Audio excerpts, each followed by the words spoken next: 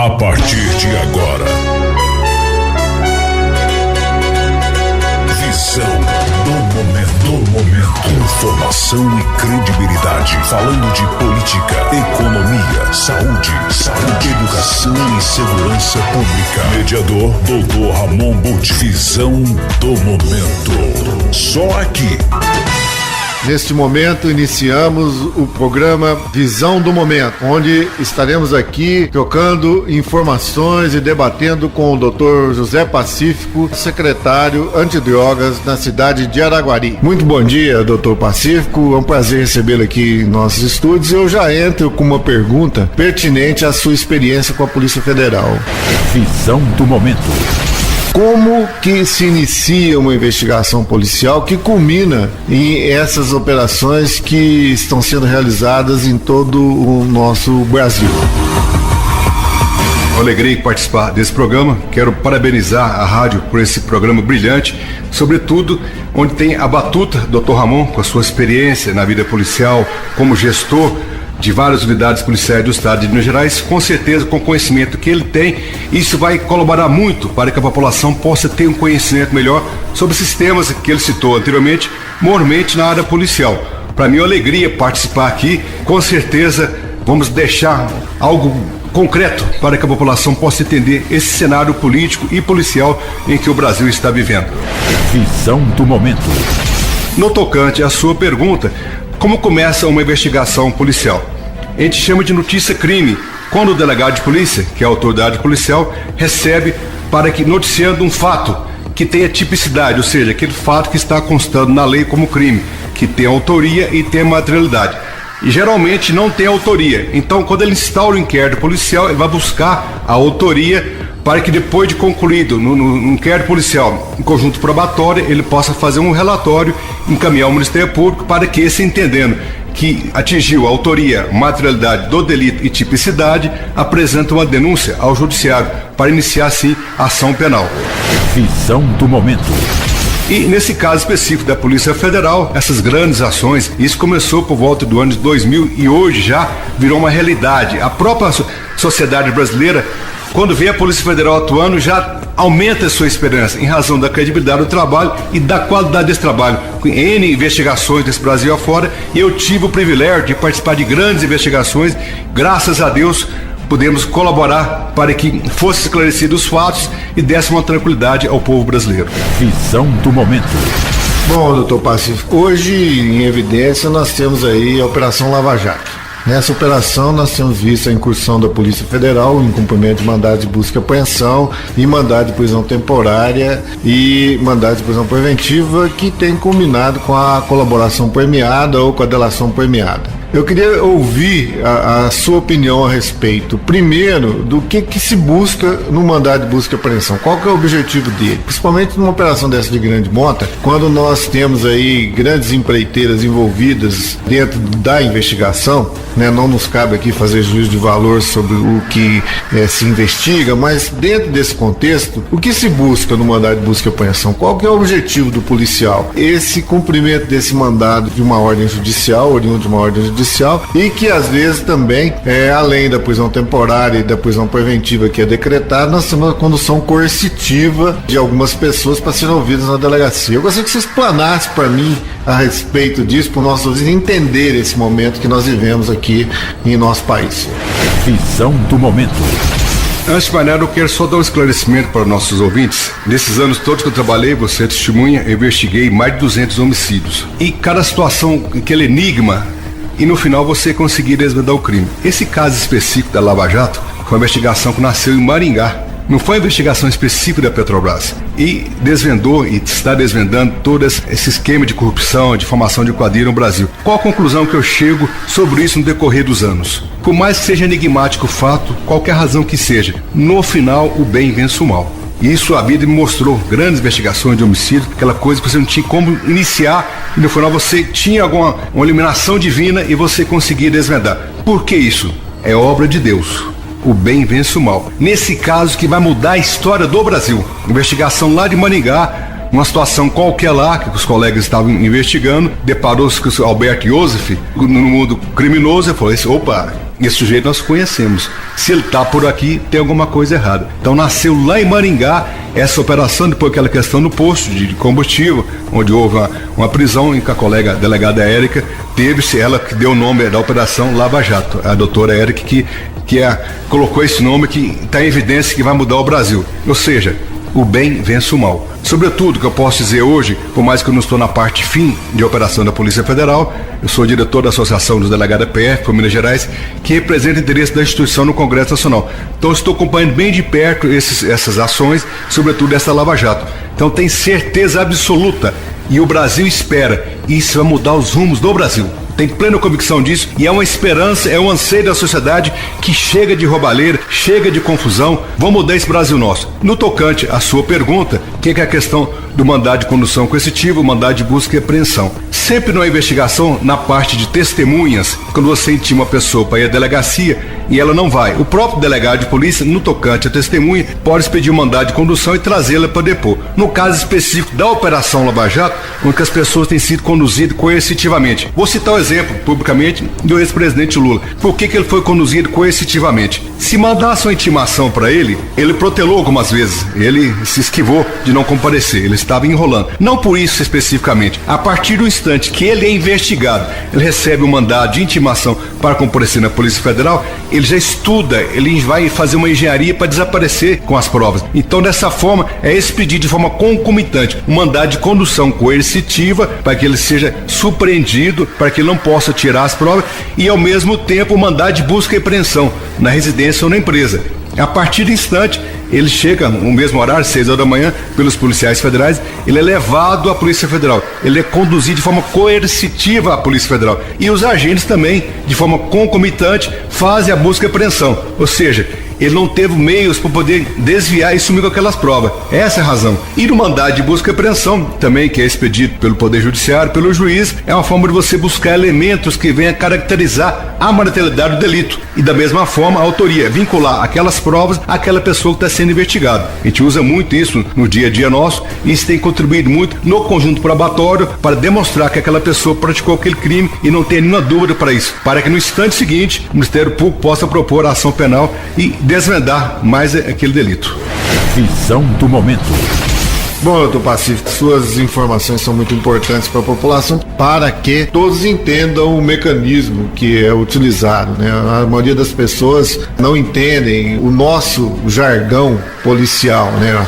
Como nós falamos, mas a sua explanação foi muito clara, muito incisiva, muito simples de se entender, né? Então eu gostaria que você acrescentasse para mim uma pergunta um pouco mais incisiva, seria com relação à delação premiada. A sua opinião a respeito, ela, quando se mantém uma pessoa encarcerada, seja com mandado de prisão preventiva ou temporária, cuja finalidade seria, em um momento ou outro, obter essa delação premiada, não seria uma forma de forçar que essa situação viesse a ocorrer, na sua opinião?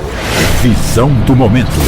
Visão FM. Isso nasceu já, pode citar no caso da máfia italiana, onde o magistrado, que me fala o nome agora, conseguiu, sob a batuta dele, desvendar e colocar fim toda aquela corrupção que existia na Itália. Na nossa sociedade não é diferente. Quando a gente fala de delação premiada ou colaboração premiada, o sujeito ele está preso e ele faz parte de uma organização criminosa, na formação de quadrilha. Então ali, para que ele possa colaborar, como envolve vários eventos delitivos, vários crimes de repercussão, de muito prejuízo para a sociedade, qual o objetivo principal? É desvendar esse crime, tirar essas pessoas, trazê-las para a justiça, tirá-las de circulação e esclarecer toda aquela máfia. Então, por isso, ele, fazendo parte daquela organização criminosa, o que é proposto a ele? Através do delegado de polícia e com o Ministério Público, que eles venham colaborar com a investigação. Eu não posso dizer que seria uma barganha, não. Ele vai ser denunciado, ele vai responder pelos crimes. Só que talvez ele tenha uma pena mais reduzida,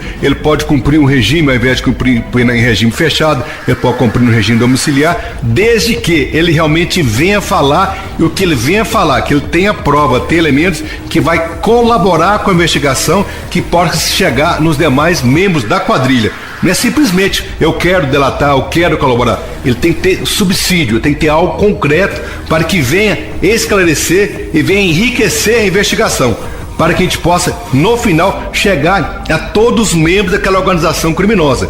Então, se ele tiver isso, Aí sim, apresentado isso, o Ministério Público vai propor essa delação premiada ou colaboração premiada e depende ainda do juiz homologar. Essa parte da delação é um trabalho em parceria com o delegado de polícia e o Ministério Público, que estão à frente da investigação. Realmente, ele propôs, ele conseguiu trazer isso de forma veemente, de forma convincente, aí sim ele vai ter esse benefício. Caso contrário, não existe. Senão, como que eu vou falar, eu quero delatar?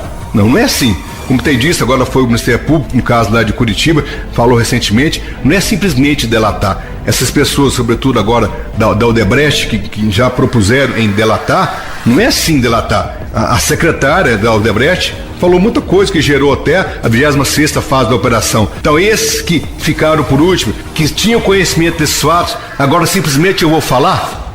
Não é assim não. Tem que ver se há interesse para a investigação.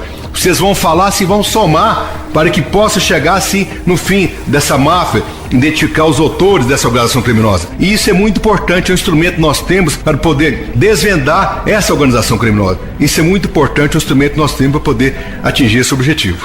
Visão do momento. Visão FM. Com relação a isso, doutor Pacífico, isso promove, dentro dos autos do inquérito, que a investigação tenha realmente o êxito, né? Então, quando você obtém a delação premiada ou a colaboração premiada, tem que ser trazidos à investigação fatos novos, fatos que tenham também, sejam consubstanciados em provas que venham a realmente colaborar com aquela investigação. Agora eu lhe pergunto, qual o benefício que um delator premiado ou um colaborador premiado, né, tem no final lá da ação penal? Visão do momento. A informação no seu rádio. Se realmente o que ele delatou colaborou para a investigação, veio elucidar os fatos, veio identificar os demais membros da organização criminosa, se ultrapassar essas etapas, ele pode ter sua pena reduzida, ele pode ter mudado o regime de cumprimento, que de 0 a 4 é regime aberto, de 4 a 8 regime semiaberto, e acima de 8 anos de pena de reclusão. Então, se ele colaborou realmente, aí o juiz, o Ministério Público, vai propor que ele cumpra a pena em regime semiaberto. Há uma redução da pena dele, até na sua totalidade, depende de cada caso. E depende do que ele falou, a que ponto que essa informação dele veio a colaborar para desvendar, fazer esse deslinde dessa investigação e que realmente chegou no chefe da quadrilha. Então depende do que ele vai colaborar, do que ele vai falar. Visão FM. Muito bem, doutor Pacífico, a sua resposta é esclarecedora e nós chamaremos os nossos comerciais e voltaremos em seguida com Visão do Momento. A informação no seu rádio. Visão do momento. Só aqui. 98,7. Visão FM. A grife do sertanejo. A informação no seu rádio. Visão do momento. Só aqui. 98,7. Visão FM. Visão do momento. Com o doutor Pacífico, que responde questões a respeito da atuação da Polícia Federal nas atividades da Operação Lava Jato. Com relação à delação premiada e à colaboração premiada, ela está especificada na Lei 12.850, que é a Lei do Crime Organizado. Ela é específica para tratar desse assunto. Eu gostaria que você explicasse para nós, ou esclarecesse para nós, o que é, num contexto atual, crime organizado. Visão do momento. O próprio nome já fala, formação de quadrilha acima de 4 pessoas que se reúnem para praticar crimes. Na modalidade organização criminosa, várias pessoas também com o mesmo objetivo reúnem-se, formam um grupo para poder praticar crimes. Pode ser tráfico de droga, pode ser contra a administração pública, qualquer crime, qualquer tipo penal que ela venha cometer esse crime, objetivo principal, várias pessoas se reúnem para poder fazer esse esquema, atrair servidor público, atrair várias pessoas para formar aquela organização. O nome já fala, tendo a sua organização criminosa, aí para a prática de crimes deliberada. E essa lei 12.850 trata especificamente sobre esse assunto. Então, a legislação é até nova e que facilitou muito o trabalho do delegado de polícia para que pudesse apurar esses crimes e dar um retorno à sociedade. Visão do momento. Nós temos presenciado e acompanhado pela imprensa nacional vários questionamentos sobre a autonomia da Polícia Federal. Em razão disso, nós temos conhecimento que tem em andamento no Congresso Nacional a PEC 412, que trata especificamente desse assunto. E eu gostaria muito de dar ênfase nesse fato, doutor Pacífico, porque ela, em caso de ser aprovada, dando autonomia administrativa e financeira e operacional à Polícia Federal, consequentemente, todas as polícias civis dos estados também terão essa mesma autonomia por analogia, né? E também dizer, né, que a Polícia Federal é a Polícia Civil da União, né? Eu sou policial civil aposentado hoje, mas sou policial civil do estado de Minas Gerais.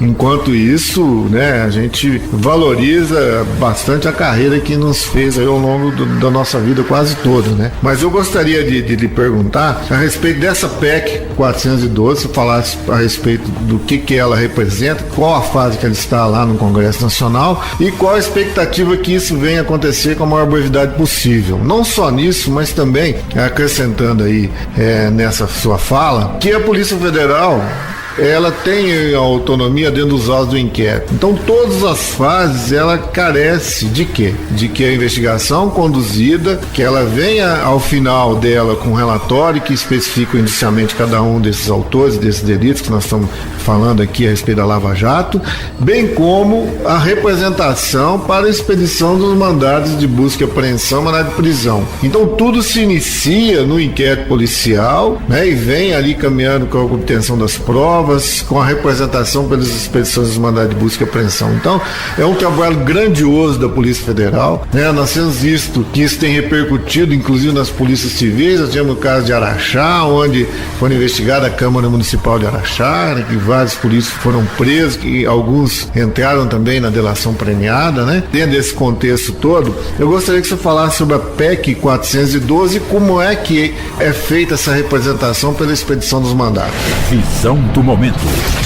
Questante à autonomia administrativa e financeira da Polícia Federal, que é retratado na PEC 412, isso pode ser, no amanhã, também ter utilidade para a Polícia Civil, que a Polícia Federal, da mesma forma que a Polícia Civil, é a Polícia Judiciária, cada um com a sua atribuição diferente. A Polícia Federal nos crimes que afetam diretamente o interesse da União, a autarquia, empresas públicas federais, crimes que têm repercussão internacional, vários outros aspectos. A questão de delimitar a atribuição e competência. Na questão da PEC, vocês verem hoje o absurdo que acontece na Polícia Federal, no questão dessa autonomia administrativa e financeira.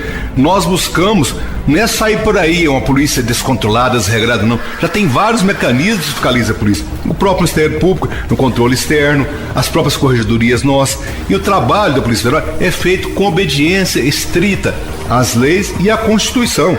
É só a maneira de gerir, é questão de gestão. Pra vocês terem ideia, vou dar um exemplo muito esdrúxulo. Hoje, numa investigação acima de 10 policiais que tem que viajar, tem que ter autorização do Ministro da Justiça. Olha que absurdo. Isso é uma ingerência no trabalho administrativo, de gestão. O orçamento da Polícia Federal é o mesmo de 2002. O efetivo da Polícia Federal hoje, salvo devido engano, é o mesmo de 1970. Por quê? Porque a Polícia Federal não tem condições de gerir a sua pasta, de seus recursos, programar concurso, tudo isso. Tem essa interferência. E agora, recentemente, vocês viram o ministro da Justiça, que entrou recentemente, falou que vai trocar os policiais da Lava Jato, nem com prova, se houver alguma desconfiança. Olha que atropelo, olha que ilegalidade, que abuso. Ele está praticando um abuso, não é contra a Polícia Federal, é contra a sociedade brasileira, de um trabalho que eu falei anteriormente, que vai mudar a história do Brasil. Então, o que a Polícia Federal pretende é ela ter condições próprias de gerir seus próprios recursos. O mesmo acontece com o Ministério Público, com o Judiciário e com a Defensoria Pública da União também tem essa autonomia. Nada mais do que isso, mais do que justo, para que a partir disso nós temos profissionais competentes, com certeza vão traçar melhor as operações, definir melhor as investigações, que operação pode ser feita, essa autonomia que visa. Não é tudo com observância 100% do que é feito até hoje e será feito a lei, a Constituição. E o Brasil não aceita mais essa corrupção desenfreada que está institucionalizada no país. Então a Polícia Federal, como o Ministério Público e Judiciário, tem colaborado muito para isso, além de ser sua função constitucional, com seu trabalho de capacidade, de organização, de qualidade, tem mudado a estrutura para isso. Então vamos mudar o Brasil. É um projeto que eu estou à frente pela associação, em ter reunido com a sociedade. Já várias entidades sinalizaram, o Brasil todo sinalizou, sobretudo agora eu vou ter reunião com o grão-mestre da maçonaria, com o Rotary, para que eles possam colher assinaturas no Brasil inteiro e mandarmos para o Congresso, mostrar que o povo quer essa autonomia. Para quê? para que possa prestar o melhor serviço à comunidade, à coletividade, à sociedade, a qual nos paga para trabalhar. É isso que nós queremos, com total obediência às leis. Visão do momento. Visão FM. Nós todos, doutor Passos, somos cumpridores das leis. Bem claro isso para a população, né? Nós somos policiais, ou fomos policiais, nós sempre cumprindo a legislação em vigor, a Constituição Federal, a Lei Penal, o Processo Penal e todas as leis que norteiam o trabalho policial. E a gente percebe, né, que a Polícia Federal, ela tem se profissionalizado cada vez mais ao longo do tempo. A gente percebeu isso com a melhoria da Academia Nacional da Polícia Civil, da Polícia Federal, né, em Brasília, o intercâmbio entre todas as polícias, e é o mais importante, as polícias não fazem as coisas sozinhas. Mas nós temos um assunto que diz respeito a tráfico de drogas ilícitas. Vimos isso, que é um fator que influencia no comportamento de toda a nossa comunidade, né? Nós temos uma vasta fronteira seca, outra fronteira marítima, né? E além do espaço aéreo. Eu gostaria que você explanasse para nós como é que é feito o combate pela Polícia Federal enquanto você lá esteve, como é que era feito esse combate ao tráfico de drogas, para depois a gente entrar especificamente no que diz respeito à sua função lá junto à Prefeitura Municipal de Araguari com a Secretaria Municipal Antidrogas. Visão do momento. Visão FM. Como você disse, tem um juiz federal que ele usava a seguinte expressão: tem que brecar. Quando ele fala brecar, é droga, é entorpecente e contrabando. Tem que brecar a entrada disso para o país, que depois chegou aqui, não tem como, tem que condenar, então tem que brecar. A nossa fronteira seca hoje é em torno de 16 mil quilômetros. Veja a dificuldade. Como que vai vigiar 16 mil quilômetros? Hoje nós já temos o VANT, que é aviação aérea não tripulável, tem alguns já em operação, que facilita muito o monitoramento, evita. Então são várias circunstâncias que facilitam o tráfico no Brasil. Por exemplo, fazemos fronteira com os países andinos, Bolívia, Colômbia e Peru. São os maiores produtores da cocaína, a folha coca, a pasta base de cocaína. Então fica fácil entrar no país. Faz-se divisa com o maior produtor de maconha do mundo, que é o Paraguai. E tudo isso facilita a entrada de entorpecente no país. E alia-se a uma legislação nossa que é falha. No Brasil, o sujeito comete um crime, não seja hediondo, um sexto já vai para a rua. Isso é uma forma de estimular a prática de crime. Crime, entre aspas, mas o compensa. Tudo dificulta o trabalho. Por isso que eu falo que esse eixo, que é o eixo de repressão, o resultado é mínimo. A Polícia Federal, eu te falei do efetivo reduzido. A gente procura trabalhar e tem conseguido uma eficiência grande nisso, nas operações, através de informação. Do serviço de inteligência nosso que é feito. A gente consegue isso. Nós temos em Brasília, tem as bases de investigação no Brasil, tem Uberlândia, tem São Paulo, tem alguns pontos específicos. E fica concentrado em Brasília, que é na CGPRE. Então, diante de todas essas informações, a gente planeja as operações. Mas é muito difícil você cercar essa demanda. Não tem como. Como vai fazer isso? Como pode ser feito melhorar isso? Leis mais rigorosas, melhorar o investimento na polícia, dar mais condições de informação no serviço de inteligência. Tudo isso pode fazer. Isso, logo, somando tudo isso, logicamente vai dar um resultado expressivo. Mas precisamos fazer. Tem que ter condições para isso. A Polícia Federal, com a sua autonomia administrativa e financeira, pode investir melhor nisso. Então é isso que nós buscamos. Mas é fundamental também esse espírito de impunidade. Eu falo, às vezes eu estou na rodovia, você é testemunha disso também, acontece com você. Você de repente está na rodovia, um sujeito num caminhão te ultrapassa 130 por hora. Absurdo. Eu falo, se esse cidadão tivesse certeza que ele provocasse um acidente, tirasse a vida de outro, ele ficasse preso numa pena rigorosa, ele não estaria naquela velocidade. Porque ele sabe que não acontece nada. Ele vai responder um homicídio culposo, vai tentar fazer aquela figura pretedolo e vai enrolar. Ele não vai ficar preso. Se ele tivesse a certeza que logo de imediato, cadeia, 10 anos de cadeia, pena rigorosa, ele com certeza não estaria nessa velocidade. E a mesma coisa acontece com o tráfico. Tem juiz que já condena o sujeito, já em pena de liberdade, prestação de serviço. Olha que absurdo. Se ele é traficante, se ele tem bons antecedentes, de imediato ele vai ser condenado à prestação de serviço. Não é que o juiz está fazendo, é que a lei favorece isso. Então nós temos que endurecer. O nosso judiciário é forte, o Ministério Público é forte, a polícia é forte, mas nós temos que ter instrumento para isso. Qual que é o instrumento para isso? É a legislação rigorosa. Vai acabar? Lógico que não. O que faz reduzir crime? Dentro de alguns aspectos. É a certeza de cumprir uma pena rigorosa. Isso sim faz reduzir crime. Visão do momento.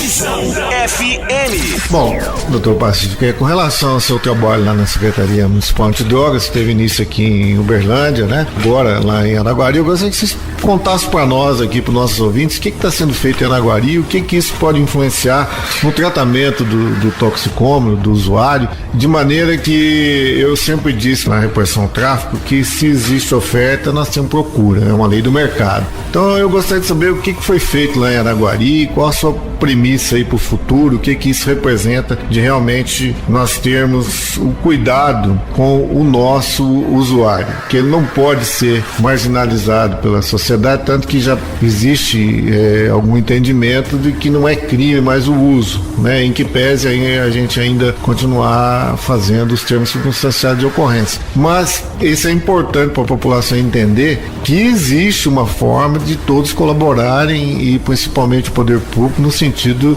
de que as pessoas possam deixar o vício e com isso deixar de alimentar o traficante que alimenta outras atividades delituosas como o assalto, o furto, a extorsão, entre outros crimes que objetivam a compra e o uso de substância entorpecente.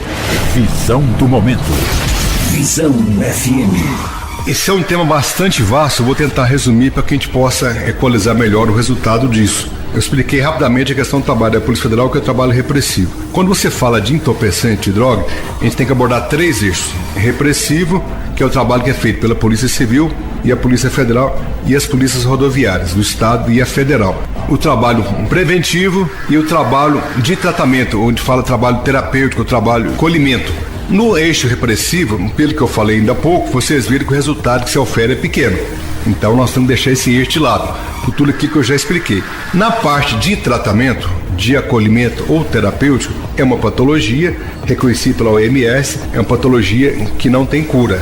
Então, qual é o melhor resultado? É a prevenção. São projetos voltados para a escola, para empresas, para a igreja, para esporte.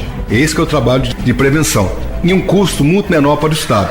Dados da ONU, a cada $10 gasto com repressão, você gasta 1 com prevenção. Ou seja, o velho jargão, é melhor prevenir a remediar. O que nós estamos fazendo em Araguari? Como é uma doença crônica, nós estamos fazendo um trabalho de pesquisa em parceria Polícia Civil, Polícia Federal, Ministério Público Federal, Estadual, Judiciário, com a Unifesp e um hospital aqui de Uberlândia, que é o Medical Center, que é um hospital que tem um centro de pesquisa mais avançado do mundo, referenciado pelo FDA. Esse medicamento já é comprovado que ele consegue atingir 80% de cura. Como eu disse, é uma doença que até então não tem cura.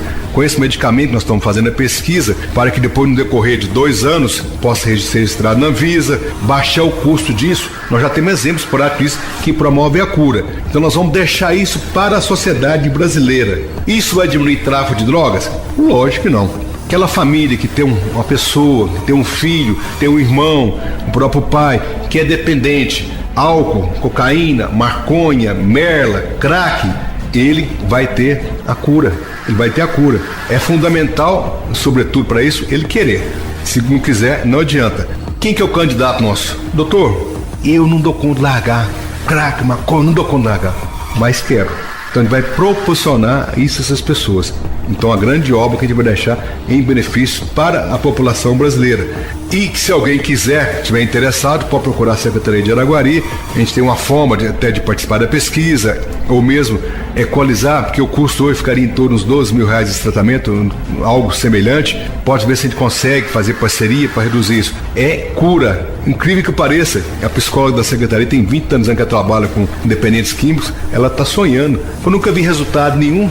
E agora com esse medicamento a gente consegue a cura. E a gente sabe a questão do transtorno que causa para uma família. Hoje, do nosso presídio hoje, 70% das pessoas que estão presas ali são doentes, são dependentes químicos, praticam roubo, assalto, pequenos tráficos para manter o vício. Então isso é um mal que assola a sociedade. E muitas vezes começa numa situação de brincadeira, de curiosidade. Vários caminhos levam a pessoa a esse mundo das drogas. E depois que ela fica dependente, ela não consegue sair mais. Não consegue sair mais. Então, eu estou tendo o privilégio, que eu falo que é o privilégio de Deus, de estar à frente, junto com esses parceiros que eu numerei, de deixar isso para o Brasil. E eu falo que essa obra é de Deus. Então pode vir quem for que não vai desviar esse projeto. E vamos dar este presente para o Brasil. Visão do momento.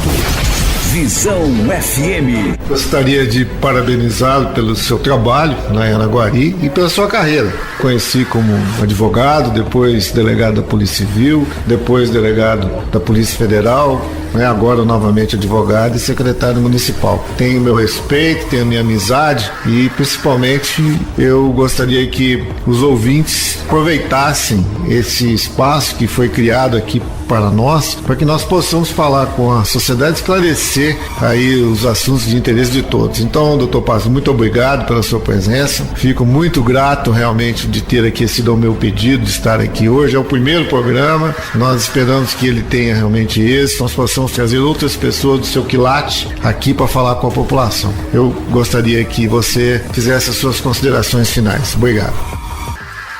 Para falar, doutor Ramon foi meu chefe, eu sou suspeito para falar da qualidade do trabalho. Por si só, os cargos que ele já ocupou na Polícia Civil, não precisa dizer mais nada. São N predicativos que, se eu for falar, vou falar tarde, manhã e não vou conseguir esgotá-los. E agradeço pela oportunidade de estar aqui, de esclarecer a população. Sempre quando eu faço alguma palestra para adolescentes, eu falo para eles que na vida, em qualquer situação, querer é poder. Eu falo isso com uma tranquilidade muito grande, que Deus foi extremamente generoso comigo. Eu tenho orgulho de falar que eu sou filho de empregado de roça, você conhece a minha origem. Não é o dono da fazenda, é o peão da roça. Vim para a cidade para poder estudar, balconista de bar, etc. Então, consegui atingir todos esses cargos que Deus me propiciou, porque sempre acreditei que querer é poder.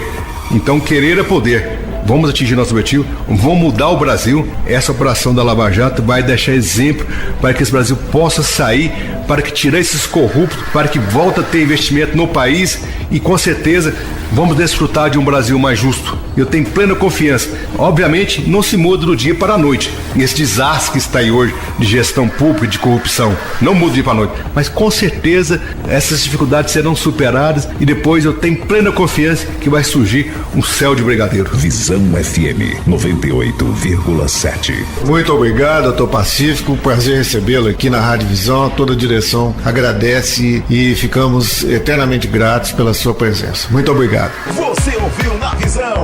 Visão do momento. Só aqui 98,7. Visão FM. A grife do sertanejo.